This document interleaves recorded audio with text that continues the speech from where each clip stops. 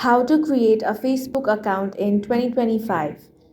First, launch open any web browser or open up the Facebook app. Now head over to facebook.com.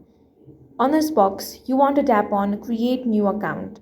This will direct you to this page over here. You will have to enter all of these information. Start by entering your first name, then enter your last name. Now, enter your date of birth. Go ahead and select your year, month, and day. After that, select your gender. Now, enter your mobile number or email address. Then, you need to create a new password. Make sure you create a strong one. After all of this, tap on the sign up option. You might have to verify your email. For that, simply enter the code from your email, then tap on continue.